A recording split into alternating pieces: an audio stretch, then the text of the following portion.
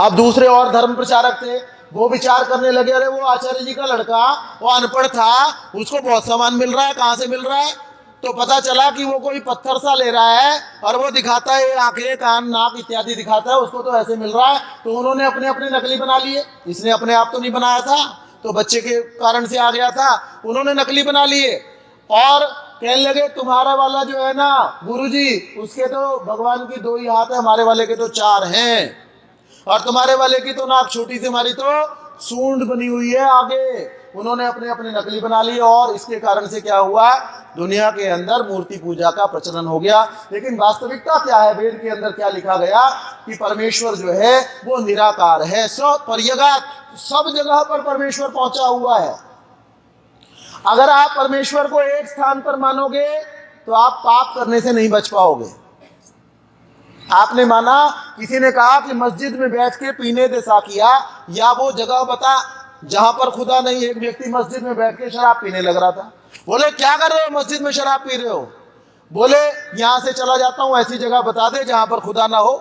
भाई परमेश्वर सब जगह पर है, तो आप सब जगह पर पाप करने से तब बचेंगे जब आप सब जगह पर परमेश्वर को मानोगे और आप सोचोगे मंदिर के अंदर है तो मंदिर में तो गलत काम नहीं करेंगे, बाहर निकलते भगवान तो है नहीं, यहाँ नहीं है तो भैया यहाँ पर गलत काम कर लो।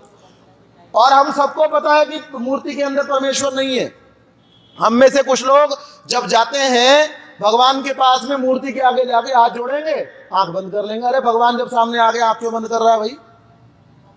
जब भगवान सामने आ गया, भगवान के ही दर्शन करने आया था, भगवान सामने खड़ा है, तूने आंख बंद कर ली, तो इसका मतलब क्या है कि उसको भी, हर व्यक्ति को पता है साक्षात्कार अगर कहीं होगा तो अंदर ही होगा। ये कहने लगा कि भगवान अगर सब जगह पर है तो मूर्ति के अंदर भी तो है, तो पूजा क्यों ना करें उसके अंदर? जब सब जगह आप कह रहे हो तो मूर्ति में भी है, तो मूर्ति की उपासना कर ली, पूजा कर ली, तो उसमें हर्जा क्या हो गया? हर्जा ये हो गया, मूर्ति में भगवान तो है, आप तो नहीं हो उसमें है। 2 व्यक्तियों के मिलने के लिए ये आवश्यक है कि दोनों वहीं पर हो, है ना? भूपेंद्र जी यहाँ है, मैं भी यहाँ हूँ, तो इनसे मुलाकात हो सकती है। और ये खतौली में बैठे हो, मैं पानीपत में बैठा हूँ, कहाँ से मुलाकात हो जाएगी? तो भगवान तो बैठा, आप कह रहे हो मूर्ति में, आप वहां पर हो नहीं। मेरे अंदर परमेश्वर भी है और मेरे अंदर मैं भी हूं। आत्मा और परमात्मा दोनों जहां पर हैं वहीं पर तो साक्षात्कार होगा। इसलिए वेद ने क्या बात कही कि सपर्यगात, वह परमेश्वर कहां पर है? सब स्थानों पर विराजमान है।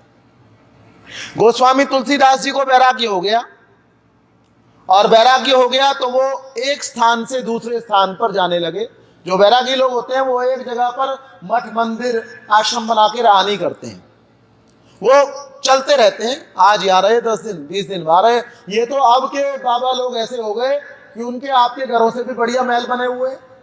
आपके घर में मार्बल हो नहीं हो, बाबा जी के यहाँ पर आश्रम के अंदर बढ़िया मार्बल लगा हुआ है, देख देख के आदमी हैरान हो जाए, ये बाबा जी की कुटिया है भाई।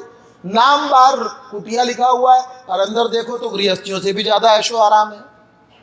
तो लेकिन पहले लोग कैसे होते थे, बाबा लोग कैसे होते थे? एक जगह पर टिके, 10 दिन 20 दिन हुए, दूसरी जगह चले गए, उसके बाद कहीं और चले गए, सारे विश्व के अंदर घूमते। तो तुलसीदास जी को वैराग्य हो गया, एक स्थान से दूसरे स्थान पर जाते रहते थे। एक रात को 3 बजे के आसपास चल पड़े तो रास्ते में एक चोरों का झुंड भी जा रहा था।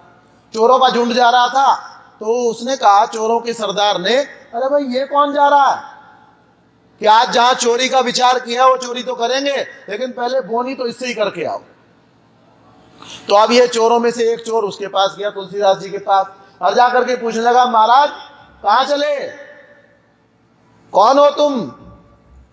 तो तुलसीदास जी के ऊपर वैरागी का रंग सवार था। इसने सवाल किया, कहां चले, कौन हो तुम? बोले, जो तुम हो सो हम हैं। इसका कहने का मतलब क्या था तुलसीदास जी का?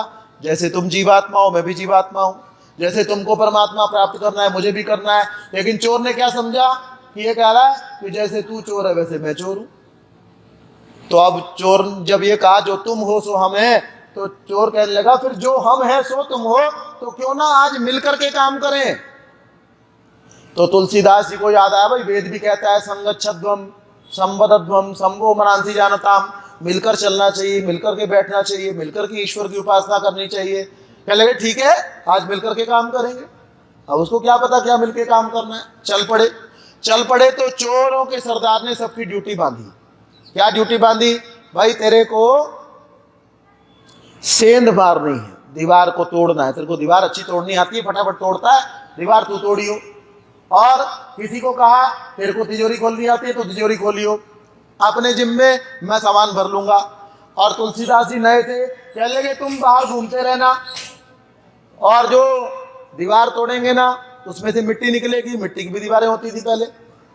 कोई आता जाता दिखाई दे तो आवाज नहीं करना कुछ भी, कोई लाइट जल जाए, कोई कुत्ता भौंके, कुछ भी लगे कुछ खतरा है तो चुपचाप एक मुट्ठी मिट्टी उठा करके अंदर डाल देना, है ना। उसके बाद में हम यहाँ से दौड़ेंगे और ये जो पेड़ है ना इसके नीचे जाकर के मिलेंगे। बोले ठीक है, सबको काम समझ में आ गया? हाँ जी आ गया। पहुँच गए जिस घर को सोचा हुआ था, जिसके पास बहुत सारा सामान था, उसके घर पहुँच गए। तिजोरी खुल गई, सामान डालने को तैयारी हो रहे थे कि तुलसीदास जी ने एक मुट्ठी मिट्टी उठाई अंदर डाल दी तो किसी ने पूछना थोड़ी था। चोरों को कहते पैर ही नहीं होते, इनके तो पैर दिखते ही नहीं। दौड़े सारे के सारे, दौड़ करके पेड़ के नीचे पहुंचे और जा करके पूछा, हाँ जी क्या हुआ था? बोले वो देख रहा था। बोले कौन देख रहा था? बोले भगवान देख रहा था। भगवान जो है हर जगह पर है, और तुमने कहा था कोई देख रहा हो तो मिट्टी डाल देना, तो मैंने मिट्टी डाल दी। बोले इस बेवकूफ़ को आज कहाँ साथ ले लिया, और जो है ना हमारा अच्छा बना बनाया काम जो है इसने बिगाड़ दिया। तो हम अगर पाप से बचना चाहते हैं, पाप से बचेंगे तो दुख से बचेंगे। पाप का फल क्या मिलता है? दुख मिलता है। पुण्य का फल क्या मिलता है? सुख मिलता है। तो हमको अगर सुख ही सुख चाहिए, दुख से बचना है, तो हमको परमेश्वर को सब जगह पर मानना होगा। अगर हम सब जगह पर मानेंगे, निराकार मानेंगे, तो हम पाप से बच पाएंगे, अन्यथा पाप से नहीं बच पाएंगे।